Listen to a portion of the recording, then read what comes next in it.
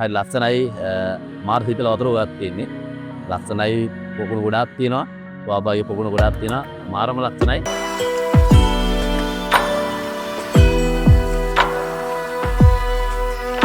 අද අපගේ සංචාරය වන්නේ ශ්‍රී ලංකාවේ නවතම සංචාරක රත්නයක් බවට පත්ව ඇති මන්දාරම් නුවර සංචාරක කලාපයටයි.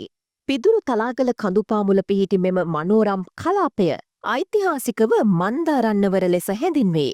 නුවරඑළිය නගරයේ සිට කිලෝමීටර් 45ක් පමණ දුරින් පිහිටි මෙම කලාපය මහනුවර සිටද පහසුවෙන් ළඟා විය හැකි ස්ථානයක්. මේ දිනවල දෙස් විදෙස් සංචාරකීන් අතර බොහෝ සෙයින් ජනප්‍රිය සංචාරක කලාපයක් ලෙස මන්දාරම් නුවර සංචාරක කලාපය හැඳින්විය හැකියි.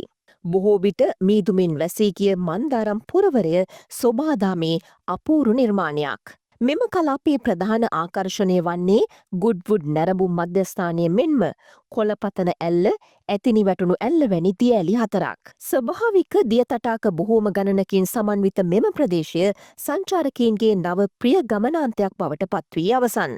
පිදුරු තලාගල කඳුමුදුනෙන් පහළට කඩා වැටෙන දිය ඇල්ල සහ ස්වභාවික වශයෙන් නිර්මාණය වූ දිය තටාක සංචාරකීන්ට අමතක නොවන අත්දැකීමක් ලබා දෙනවා.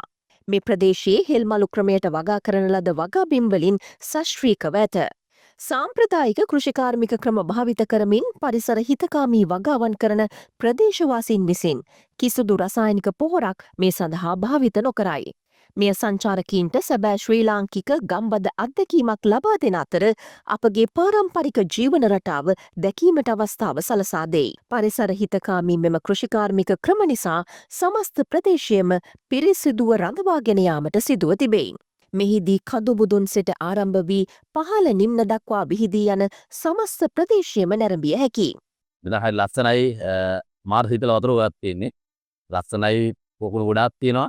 ස්වාභාවික පොකුණු ගොඩක් තියෙනවා. මාරම ලස්සනයි. විශේෂයෙන්ම සන්ධ්‍යා වේලාවේ සහ අලුයම් වේලාවේ මෙම ප්‍රදේශයෙන් දක්නට ලැබෙන්නේ අපූරු දර්ශනයක්. මීදුමෙන් වැසී ගිය කඳුමුදුන් සහ හිරු එළිය මතින් පිරිමැදෙන දී ඇලි නරඹන සුන්දරත්වය විස්තර කිරීමට වචන නැහැ. තවමත් මාර්ග පද්ධතිය සම්පූර්ණයෙන්ම දියුණු නොවුනත් රජය සහ ස්ථානීය ප්‍රජාව එකතුව මෙම ප්‍රදේශය සංවර්ධනය කිරීමට කටයුතු කරයි. පරිසරය ආරක්ෂා කරමින් සංචාරකීන්ට ගුණාත්මක සේවාවක් ලබා දීම සඳහා විවිධ ව්‍යාපෘති ක්‍රියාත්මක වනවා. මෙම ප්‍රදේශයේ ස්වභාවික සුන්දරත්වය නාස්ති නොකරමින් සංචාරක පහසුකම් සැපයීම ප්‍රධාන අභියෝගයයි. සොබාදහමේ අපූරු නිමැවුම් දකින්නට අවශ්‍ය වන්නේ සුදුසු දෑසකි. දෙවාට කියන්නේ එන්න ලස්සන බලන්න. ලස්සන බැලුවට කමක් නැහැ. පරිසර අපවිත්‍ර කරන්න එපා. කුණු දාන්න එපා. එක එක තින් දේවල් දාන්න එපා. ලස්සන දේ ලස්සනට තියලා ලස්සන ඉඳගෙන ලස්සනට යන්න.